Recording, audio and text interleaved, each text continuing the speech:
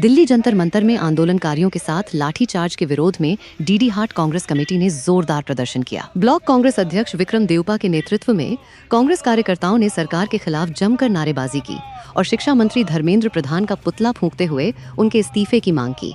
प्रदर्शनकारियों ने कहा कि लोकतांत्रिक व्यवस्था में शांतिपूर्ण आंदोलन कर रहे लोगों पर बल प्रयोग किसी भी कीमत पर स्वीकार्य नहीं है। उन्होंने चेतावनी दी कि यदि सरकार ने आंदोलनकारियों की मांगों पर गंभीरता से विचार नहीं किया और दोषियों के खिलाफ कार्रवाई नहीं हुई तो कांग्रेस अपना आंदोलन और तेज करेगी। दिल्ली में हुए महाआंदोलन के बाद अब उत्तराखंड में भी युवाओं का गुस्सा सड़कों पर फूट पड़ा है। देहरादून में उत्तराखंड बेरोजगार संघ के प्रदेश अध्यक्ष राम कंडवाल की अध्यक्षता में आज बड़ी संख्या में युवाओं ने विभिन्न मांगों को लेकर सचिवालय कूच किया।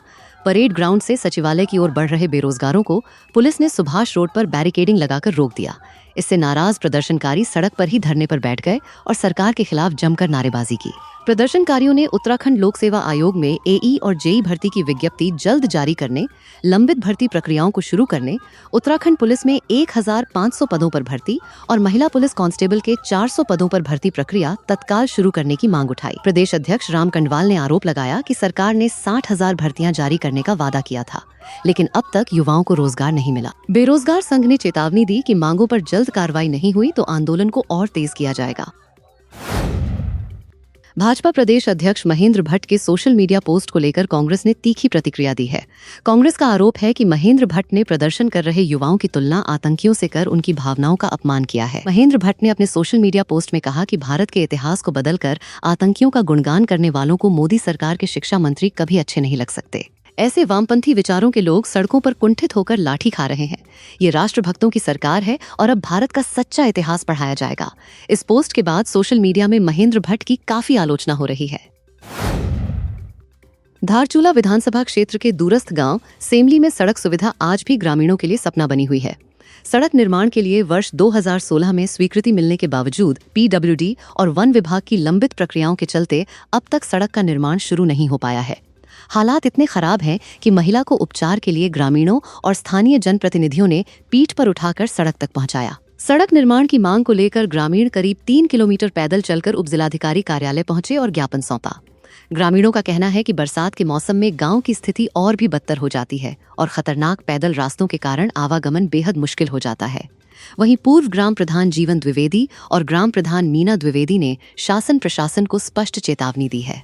उन्होंने कहा कि यदि 5 अगस्त तक सेमली गांव की सड़क को दुरुस्त करने को लेकर ठोस कार्रवाई नहीं की गई तो वे अनिश्चितकालीन आमरण अनशन शुरू करने को मजबूर होंगे।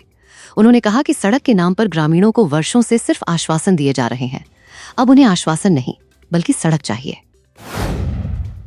हरिद्वार के जगजीतपुर स्थित मैंगो फार्म में मुख्यमंत्री पुष्कर सिंह धामी ने आम पार्टी की। इस आम पार्टी में किसानों, जनप्रतिनिधियों और बड़ी संख्या में स्थानीय लोगों ने हिस्सा लिया। मुख्यमंत्री ने आम उत्पादकों और प्रगतिशील किसानों को सम्मानित किया। उन्होंने कहा कि सरकार किसानों की आय बढ़ाने और कृषि बागवानी को मजबूत करने के लिए लगातार काम कर रही है। सीएम धामी ने किसानों से आधुनिक तकनीक अपनाने और बेहतर मार्केटिंग सुविधाओं का लाभ उठाने की अपील की। अल्मोड़ा पुलिस ने साइबर ठगी के 5 मामलों का खुलासा करते हुए एक शातिर अंतर्राज्यीय साइबर अपराधी को झारखंड से गिरफ्तार किया है। आरोपी उत्तराखंड समेत देश के 6 अन्य राज्यों में भी वांछित बताया जा रहा है। एसएसपी चंद्रशेखर घोड़के के निर्देशन में पुलिस टीमों ने तकनीकी विश्लेषण, सर्विलांस और लगातार मॉनिटरिंग के आधार पर आरोपी चंदन कुमार यादव को झारखंड के देवघर से गिरफ्तार किया। पुलिस के मुताबिक आरोपी ने दन्या और रानीखेत क्षेत्र में लोगों को सरकारी योजनाओं, सोनोग्राफी सहायता और आंगनबाड़ी भुगतान के नाम पर ठगी का शिकार बनाया। 4 मामलों में आरोपी द्वारा करीब 2,48,000 रुपए की साइबर ठगी किए जाने की बात सामने आई है। अल्मोड़ा पुलिस अब आरोपी के अन्य राज्यों में सक्रिय साइबर नेटवर्क और ठगी की वारदातों की भी जांच कर रही है। अल्मोड़ा में जिला पर्यटन विकास समिति की बैठक जिलाधिकारी अंशुल सिंह की अध्यक्षता में आयोजित की गई। बैठक में जिले के पर्यटन स्थलों के विकास और पर्यटकों के लिए सुविधाओं के विस्तार को लेकर कई महत्वपूर्ण फैसले लिए गए। नगर क्षेत्र में 2 सामुदायिक शौचालयों के निर्माण के लिए 5-5 लाख रुपए की स्वीकृति दी गई है। बैठक में अल्मोड़ा की ऐतिहासिक बाजार के सौंदर्यीकरण और मल्ला महल कैफे एवं म्यूजियम का संचालन जल्द शुरू करने को लेकर भी चर्चा हुई। जिलाधिकारी ने अधिकारियों को स्वीकृत कार्यों को गुणवत्ता और समयबद्धता के साथ पूरा करने के निर्देश दिए। तो ये थी आज की फटाफट न्यूज। ऐसी ही ताज़ा तरीन खबरों के लिए हमारे डिजिटल प्लेटफॉर्म यूट्यूब चैनल को सब्सक्राइब जरूर करें। साथ ही हमारा फेसबुक पेज को फॉलो भी करें।